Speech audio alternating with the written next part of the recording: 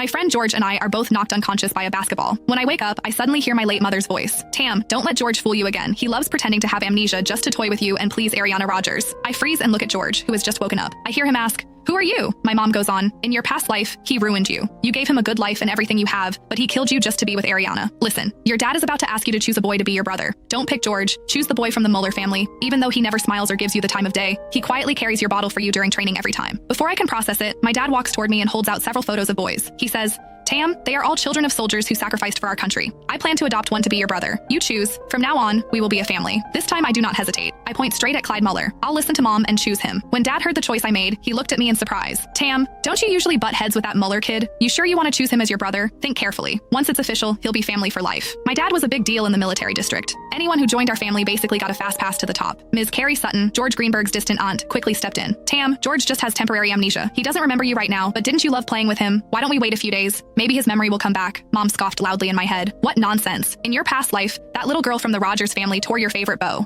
You barely said anything, yet George locked you outside. You stood in the rain for so long you almost got sick. In the end, it was that Mueller boy who came looking for you with an umbrella. He kept saying what a hassle, but still draped his coat over you." Hearing that, something in my chest tightened. I didn't understand why mom kept talking about the past life, but every word weighed on me, like something heavy was pressing against my chest. Besides, Ariana Rogers had always been the person George cared about most. They were always playing house together, and I was the one left out. "Dad, I've decided. I want Clyde Mueller as my brother," I said firmly. Dad put the photos away and gently ruffled my hair. "All right, I respect your choice. In 2 days, I'll host a dinner and make it official." Mom let out a long breath.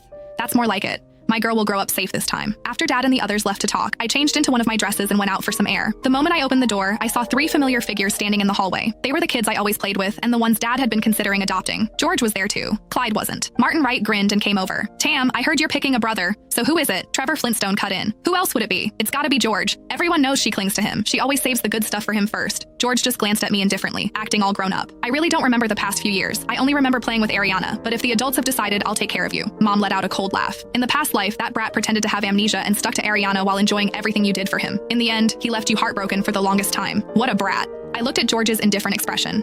If mom hadn't warned me, I probably would have believed him again. In the past, I used to trust him so much. I really thought he liked being friends with me. I still remembered my birthday 3 years ago. He gathered all the kids around to sing the birthday song for me, his eyes shining as he said, "Tam, I'll protect you forever." At that moment, I was so touched I nearly cried. From then on, I followed him everywhere. I never imagined he actually preferred playing with Ariana all along. He'd only been nice to me because of my dad. And now, he was just pretending to have amnesia so that he could openly say he liked being with Ariana while still agreeing to take care of me so that dad would adopt him. As if things were that simple. What a jerk. I held back from exposing him and thought that I would let him enjoy himself for 2 more days. Honestly, I really wanted to see the look on his face when he heard dad's announcement in person. Seeing me stay quiet, Martin nudged my shoulder. "So who did you pick?"